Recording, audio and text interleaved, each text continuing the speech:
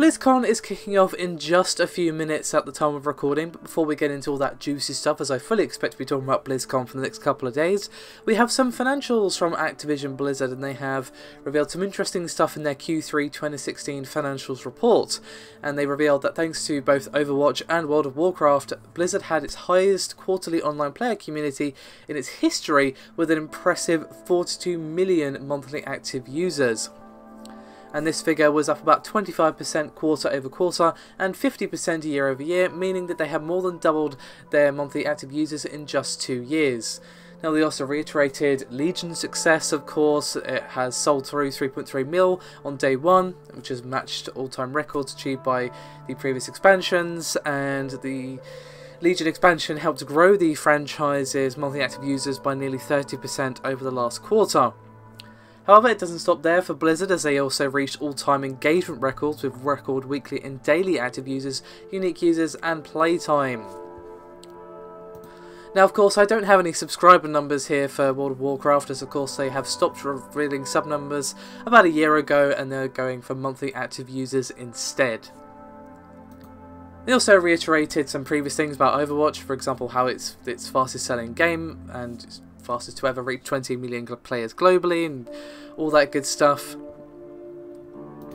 And Blizzard's Mike Morhaime did say that we will be getting more events such as the Summer Games and the rather excellent Halloween one in the future. As for Activision as a whole, monthly active users hit a record 46 million during the quarter, which is again the highest in the company's history, which has grown the monthly active users by 18% in the last 2 years. Combined, consumers played over 10 billion hours worth of the games made by the company during the third quarter. Now, with Blizzard's games taken into account, the company has reported 482 million monthly active users, which is pretty nuts. As for Call of Duty, that particular franchise also reached a record third quarter for the monthly active users for the period, and the Rise of Iron expansion for Destiny also saw an increase in those monthly active users. And Eric Hirschberg, who of course is the publishing boss over Activision, did say that Destiny 2 was still in the works, because of course it is, because they like money. Now, you may recall that Activision Blizzard owns an esports network, none other than Major League Gaming, or MLG to be more precise, in partnership with Facebook, and they've recorded some impressive figures as well, about 50 million views, growing 67% quarter over quarter, and at peak 11 million users were reached in a single day. The Call of Duty World League Championship recorded 121 million views.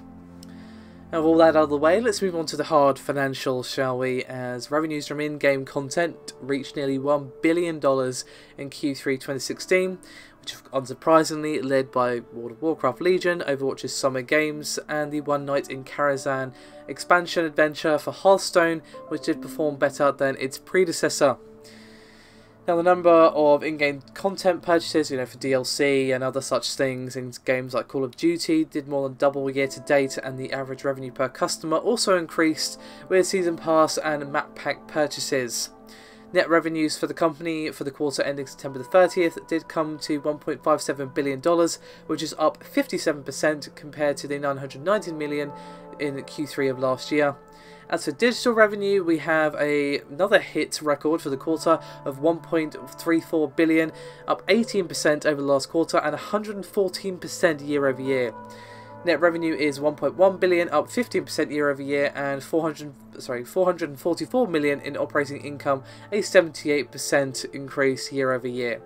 So the TLDR of all of that is Activision Blizzard, well, they're basically Scrooge McDucks, about to dive into their giant swimming pool full of money.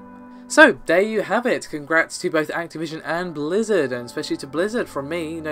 While they did make some missteps over the summer with Overwatch, with how it was monetized, and the Summer Games content was not amazing, they generally are a company that produce excellent content, and while Activision is probably the lesser liked out of the two companies by a lot of people, they still again produce a lot of good games, and clearly the success is showing that the games are very well crafted indeed, thanks to this huge pool of money that they're swimming in.